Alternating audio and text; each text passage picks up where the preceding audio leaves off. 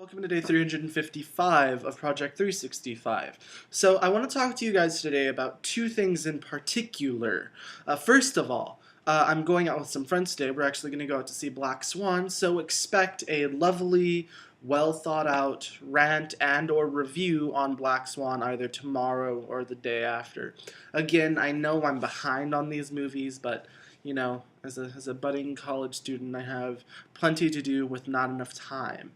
Secondly, I want to review a book for you. Now, I mentioned this book 2 days ago, and I have just finished it yesterday, and I definitely want to talk about it.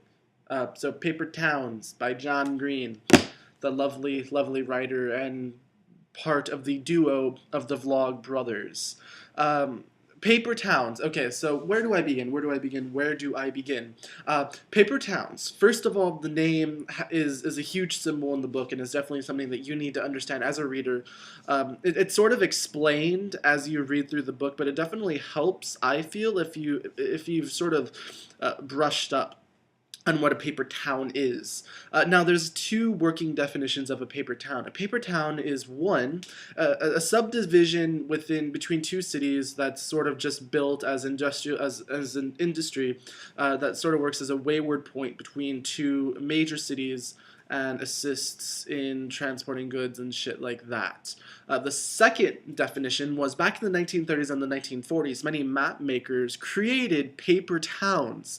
These were towns that were added to maps that don't really exist.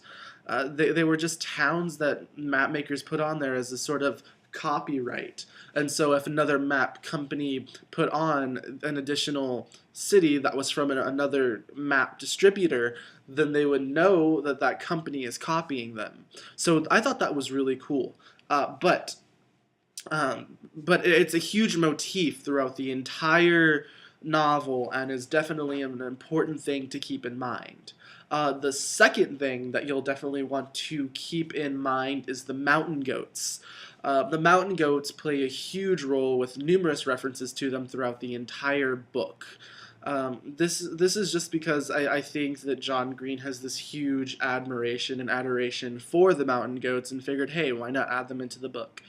For those of you who don't know, the Mountain Goats are this acoustic folk band, and they're really fucking good. They're definitely something worth checking out.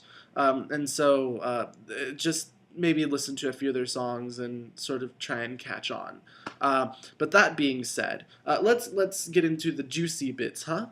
So first of all, the characters are wonderfully written. John explained it in the sense that he's never taken any character out of his life.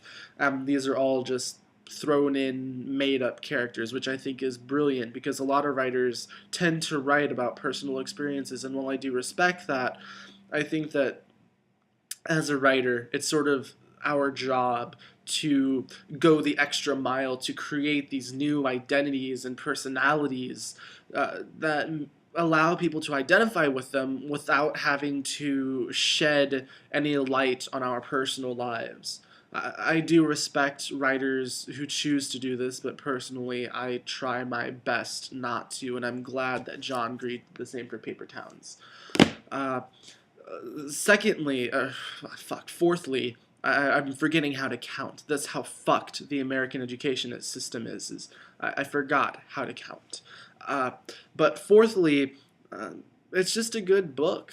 It has wonderful juxtapositions of serious ideologies and fucking fantastic dry wit and humor that would make any person laugh until they cried and then cry until they couldn't cry anymore. It's just a really good book, and I definitely recommend it for anyone. And if you don't like it, please feel free to tell me, and I will gladly apologize to you for making you read something that you didn't like, because I try not to do that. I really don't want to steer people into books that are bad, because I've read plenty, and some of them are just really bad. Anyway, a question for you guys. What are your top 5 books? I really don't have enough time to explain that, so hopefully I can see your lovely answers, and I'll catch you guys tomorrow. Bye.